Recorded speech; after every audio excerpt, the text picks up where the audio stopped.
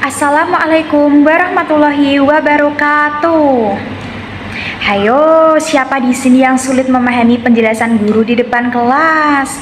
Atau mungkin yang baru dijelasin 10 menit sama guru udah merasa lelah, udah merasa bosan, udah mikirin jajanan kantin? Tenang saja, itu bukan berarti kalian bodoh atau malas belajar kok. Itu bisa jadi kalian mengalami yang namanya kesulitan belajar.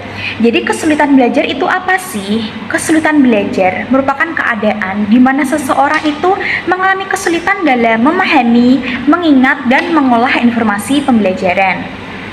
Contohnya yaitu ketika kalian cepat mengalami bosan, malas, dan lelah ketika belajar.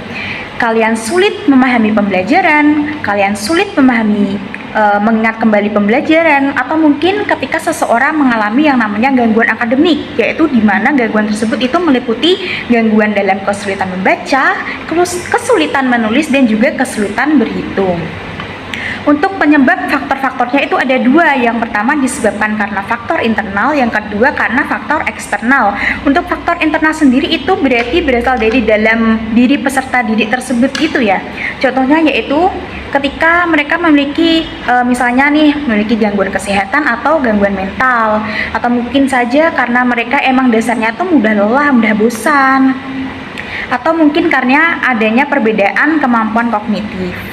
Untuk faktor eksternalnya itu kan berarti faktor yang disebabkan oleh di luar kendali peserta didik tersebut. Contohnya yaitu ketika adanya lingkungan belajar yang kurang kondusif, adanya gaya belajar yang dijelaskan oleh guru yang tidak sesuai dengan gaya belajarnya. Jadi teknik penjelasan yang dijelaskan oleh guru di depan kelas itu tidak sesuai dengan gaya belajar peserta didik tersebut. Atau mungkin karena peserta didik tersebut itu mendapatkan tekanan dari orang tuanya, misalnya tekanan untuk selalu mendapatkan nilai tinggi. Kan itu kan membuat peserta didik tersebut tidak nyaman, sehingga ia merasa kesulitan dalam memahami pembelajaran. Nah, gimana sih solusi untuk menyikapi permasalahan tersebut? Yang pertama ya kita ini kan sebagai calon pendidik, kita sebagai calon guru, kita itu harus peka terhadap kondisi peserta didik kita di dalam kelas. Jadi gimana sih langkah awal yang dilakukan oleh guru untuk menyikapi permasalahan tersebut? Yang pertama, guru harus melakukan pendekatan secara pribadi. Guru harus melakukan pengamatan secara langsung segala kondisi hal yang dialami oleh peserta didiknya.